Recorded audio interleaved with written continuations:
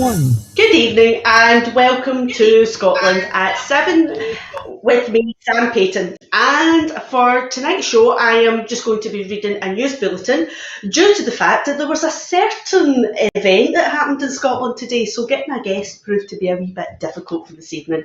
So anyway, we'll start off with the coronavirus updates.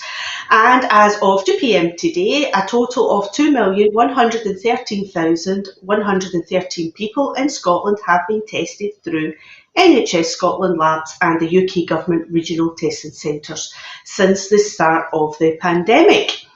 Of these, 1,865,572 have been confirmed negative.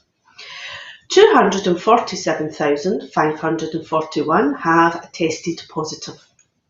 There are now 761 new cases of COVID-19 confirmed by a test, although not everyone with the virus will display symptoms and not all those with symptoms will be tested. Today's cases include some results from yesterday as a result of slower processing at the Glasgow Lighthouse Lab. As of today, there's been no new reported deaths of people who have tested positive. The number of patients in Scotland who have died from complications caused by the coronavirus infection now stands at 7,681. This number only includes those who have died having received a positive test for the virus in the previous 28 days. Of the people who have tested positive, 128 were in hospital last night, 17 of whom were in intensive care. As of 8 a.m. this morning, 3,517,668 people have received the first dose of the COVID-19 vaccination, and 2,446,834 have received their second dose. The latest UK daily figures show that 127,907 patients who were tested for COVID-19 have sadly died from their illness, an increase of 8 since yesterday. This number refers to deaths in all settings and not just hospitals. And once again, we send our thoughts and condolences to all those family and friends of people who have lost their lives, and to those who are in intensive care, we wish them a speedy recovery. Now on to probably the big story of today. Scotland lose 2-0 to the Czech Republic. Ah, the joys. After a promising start to Scotland's opening Euro 2020 match against the Czech Republic, Scotland went a goal down just before half-time, after Czech Patrick Schick found the back of the net. Shortly after the start of the second half, Scotland's hopes of winning the match were ended as Patrick Schick hit a long ball from midfield past Scottish keeper David Marshall to score the Czech Republic's second. After that, Scotland never looked like scoring one goal, never mind the 3 that would have been needed to come back and win the match. There is no doubt that this was a Scottish team that was capable of winning the match, but once again, glorious defeat was the order of the day. And I do know that a lot of schools allowed the kids to watch the game today, and sorry kiddies, hopefully better luck next time, we'll win the next game. Oh dear. Now on to the next story. The Scottish study shows Delta variant doubles risk of COVID hospitalisation. The Delta coronavirus variant doubles the risk of hospitalisation compared with the previously dominant variant in the UK. But 2 doses of the vaccine still provide strong protection, according to a new Scottish study. The study said early evidence suggested that the protection from the vaccines against the Delta variant, first identified in India, might be lower than the effectiveness against the Alpha variant, the first identified in Kent, southeast England. The study, published in a research letter in The Lancet today, looked at 19,543 community cases and 377 hospitalisations among 5.4 million people in Scotland. 7,723 cases and 1,234 hospitalisations, of which were found to have the Delta variant. Chris Robertson, the Professor of Public Health Epidemiology at University of Strathclyde, said that adjusting for age and commodities, the Delta variant roughly doubled the risk of hospitalisation, but vaccines still reduced that risk. Professor Robertson said if you test positive, then 2 doses of the vaccine or 1 dose for 28 days roughly reduces your risk of being admitted to hospital by 70%. Now, next story, the Scottish farming industry write to the PM in protest at the Australian trade deal. Major stakeholders in Scottish farming industry include Scottish Land and Estates, Scottish Butchers Federation and the National Sheep Association for Scotland have co-signed a letter from SNP MSP Jim Fairley to Boris Johnson about their concerns around the proposed tariff-free trade deal with Australia. In the letter, Mr Fairley states his grave concerns, both as an MSP in a rural constituency and as a former sheep and cattle farmer. Mr Fairley warns that any trade deal should not be at the expense of the Scottish family farms and rural communities, and he pointed out the serious risk that Scotland's international reputation for high quality meat and produce would be undermined by cheap, poor quality imports. Now for our next story, Sunak putting jobs at risk by not committing to extend the furlough scheme. Rishi Sunak has rejected business demands for an extension of the furlough scheme and business rates relief despite Boris Johnson's intention to delay the easing of COVID-19 restrictions beyond June the 21st. And just before we came on air, Mr Johnson had confirmed that the restrictions will be in place for another maximum of 4 weeks. Business leaders have said a failure to maintain emergency economic support measures in line with public health restrictions would push struggling businesses into bankruptcy and risk thousands of jobs.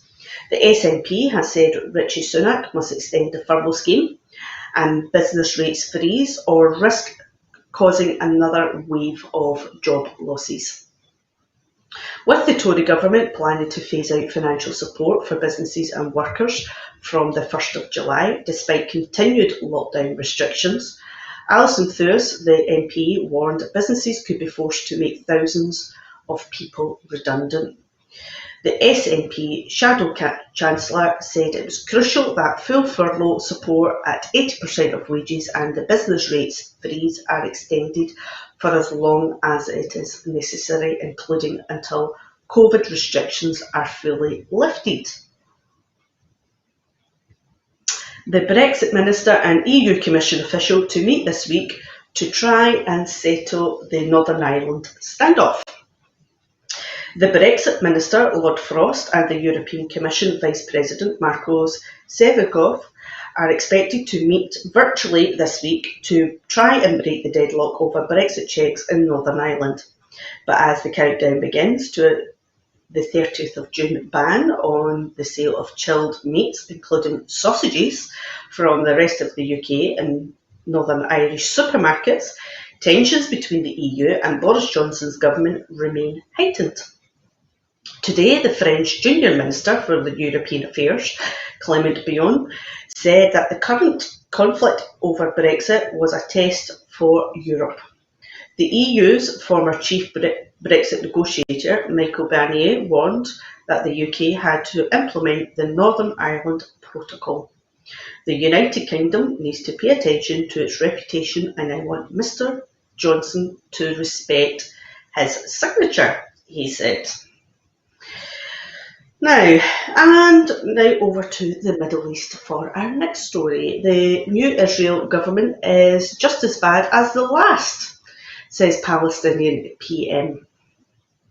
Benjamin Netanyahu's ousting closes one of the worst periods of the Israel-Palestinian conflict, but the new government, headed by settler advocate Naftali Bennett, is just as bad as the last, the Palestinian Prime Minister has said. We do not see this new government as any less bad than the previous one, and we condemn the announcement of the new Prime Minister Naftali Bennett in support of Israel settlements. Mohammed Sahati said, referring to hundreds of thousands of Jewish Israelis who have taken land in the occupied West Bank. The new government has no future if it does not take into consideration the future of Palestinian people and their legitimate rights. A far-right former settler leader, Bennett, addressed his newly sworn-in cabinet late on last night, saying the country was at the outset of new days. The new Prime Minister has ruled out a Palestinian state and wants Israel to maintain ultimate control over all the lands it occupies. He has previously called for Israel to be more forceful in its attacks on Gaza. Bennett was once Netanyahu's chief of staff and a member of his Likud party, but have become fierce rivals. On Monday, Bennett and Netanyahu held a 30-minute meeting to formally transfer power. However, they skipped the photo opportunity and public well wishes of previous handovers. Now heading over to the US.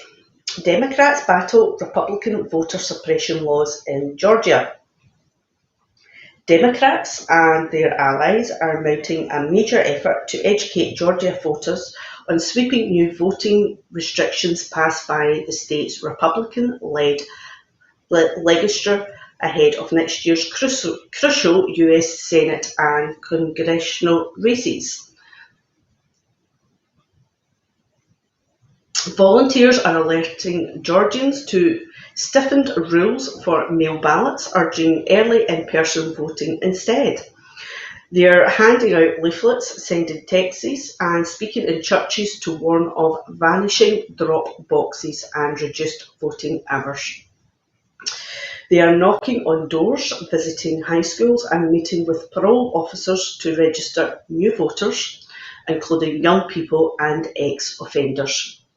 The push is focused heavily on minorities, particularly black voters who were key to President Biden's narrow win in Georgia, and victories for two Democratic US senators in runoff contests in January. Voting rights advocates say black voters are most likely to be impeded by the new law.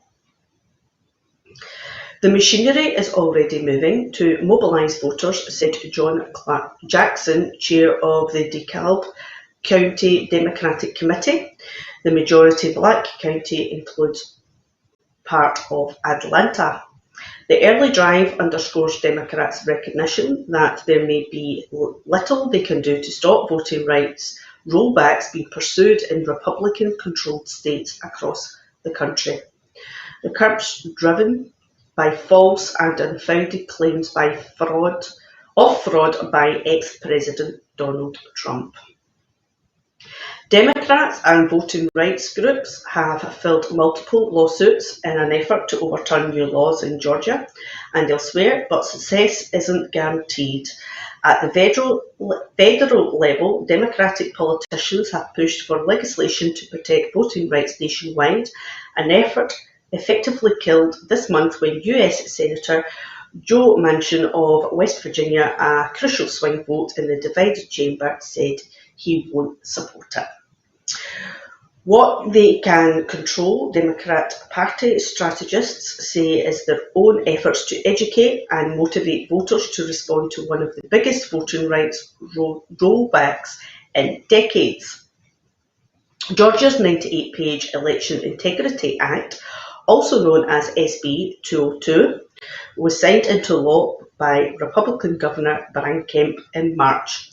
It takes particular aim at mail balloting, predominantly used by Democrat voters. Roughly a quarter of Georgia voters returned absentee ballots for November's elections, with 65% of those backing Biden. Now on to our next story. Fairer assessment for blood donors. Changes to the questions people are asked before they are accepted as blood donors come into effect today, meaning all potential donors are treated the same. The changes implemented on World Blood Donor Day will allow more men who have sex with men and people whose partners have previously lived in the areas such as Sub-Saharan Africa to give blood if they meet the other blood donation criteria. Questions about recent sexual activity will be the same for all donors, regardless of their sexuality. The changes follow recommendations by the Specialist Research Group for Assessment of Individual Risk, FAIR, made up of leading medical and academic experts and the LGBTI plus groups, and the new questions will mean that people will still be unable to donate where there is evidence of recent sexual activity that could lead to a higher risk of a donor having blood-borne virus infection. And on to our final story of the evening. We always save it to last. GB News launches. A Guardian review has called Andrew Neil's GB News utterly deadly stuff. Now is the time to do news differently, said Andrew Neil, as GB News went live last night. We are committed to covering the people's agenda, not the media's agenda. Neil spent it introducing his new colleagues, Phil, indicating that the woke numpties from traditional news channels stuck in the narcissistic Westminster bubble. No matter. First up was Neil Oliver, former BBC presenter turned GB News current affairs presenter, whom Neil introduced as the King of Scotland. I seem to have come to the fore with opinions, he told Andrew Neil. The most resonant definition came from the channel's economics and business editor, Liam Halligan, British, unbiased, welcoming. The claim to be unbiased is risible. In the second hour, Dan Wootton railed against extending lockdown, urging that Britain should follow Texas, Florida and Sweden instead of becoming a biosecurity state copying China. Wired magazine recently reported that GB News will be a success if it has reach rather than ratings, in that it creates a controversy through interviews and reportage. It will create news, or the clickbait semblance of it. Yes, that was interesting. I don't think I've ever heard anyone describe Neil Oliver as the King of Scotland, but never mind, I must be living in a parallel universe. But in the meantime, back to reality and back to this universe. If you want to see a better broadcasting service than GB News, please support us here at Broadcasting Scotland. We do our best to bring you the news that matters to Scotland, and you can do so by becoming a subscriber, and the information is on your screen right now. If you can't afford to do so, then please share away on social media and tell your friends about us. And you can also become a volunteer. We're always looking out for volunteers to help out. So if you, again, be part of the team and get involved. But in the meantime, please don't turn on to GB News. They are a strange crew. And I know when I was watching the news conference earlier on, it sounded as if they were doing an interview from a toilet. So anyway, in the meantime, Have a lovely evening. Thank you for joining me for tonight's Scotland at 7, and please join us again tomorrow evening at 7 o'clock at the usual time. Take care. Bye bye.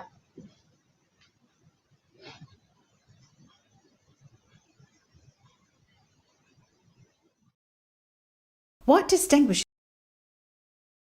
distinguishes Broadcasting Scotland from a website or blog, apart from our brilliant programmes? Hi there, I'm Gordon Ross. Are the costs we face to enable us to produce those programmes?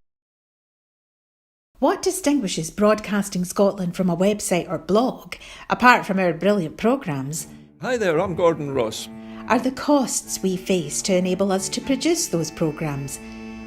These costs are significant and ongoing. However, our facilities are able to do so much more if only we had the staff. In the last year, some of our supporters have cancelled their subscriptions.